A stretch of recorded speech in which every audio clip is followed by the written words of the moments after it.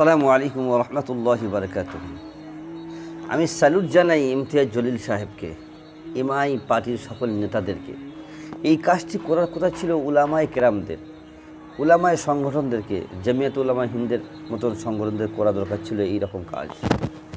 আমরা ভারতবর্ষের সর্ব জায়গায় মুসলমান লাঞ্ছিত, বঞ্চিত। কোনো জায়গায় মুসলমানদের মসজিদ, মাদ্রাসা, এমনকি ঘর বাড়ি ভেঙে দিয়েছেন, কিন্তু আমরা মুসলমান হাতে চুরি পরে চুপচাপ বসে আছি, রাস্তায় পর্যন্ত লাফতে পারি না। সংবিধান অনুযায়ী আমরা রাস্তায় নেবে প্রতিবাদটুকু করব, সে অধিকারটুকু আমরা হারিয়ে ফেলেছি। আর সেই অধিকার আজকে ফিরে দেখাচ্ছেন আমাদের ইমতিয়াজ জলিল সাহেব। আজ থেকে কয়েক মাস পূর্বে আমার রসুল সাল্লাল্লাহু আলাইহি ওয়াসাল্লামের নামে গুস্তাখি করেছেন রামগিরি মহারাজ নামে এই জানোয়ার। এই নামে সাধু বাবাদের কাজ কি, উলামাদের কাজ কি, ধর্মগুরুদের কাজ কি?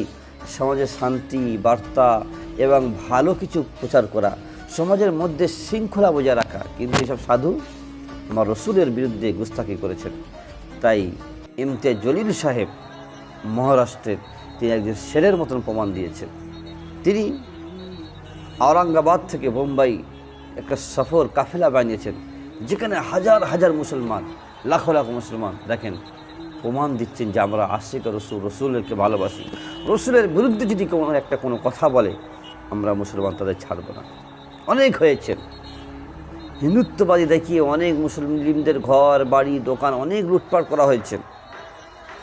ভারতের আইন সকলের জন্য সমান, কিন্তু দুঃখের বিষয় মুসলিমদের দেখে দেখে সেখানে আইনগুলি প্রয়োগ করা হয়, বাকি কারোর কাছে কোনো আইন নেই। তাই আসুন এই রকমভাবে আমরা প্রত্যেকটা রাজ্যই মুসলিমরা একজোট হয়ে সরকারের কোনো আইনের বিরুদ্ধে, হিন্দুত্ববাদের বিরুদ্ধে আমাদেরকে রাস্তা লাভতে হবে, তবে আমরা ভারতবর্ষে বাঁচতে পারবো। আল্লাহ পাক আমাদের সকলকে আশিকে রসুল এবং রসুলের মহব্বত কারণেওয়ালা বানিয়ে দিক। আমিন। আসসালামু আলাইকুম ওয়া রাহমাতুল্লাহ।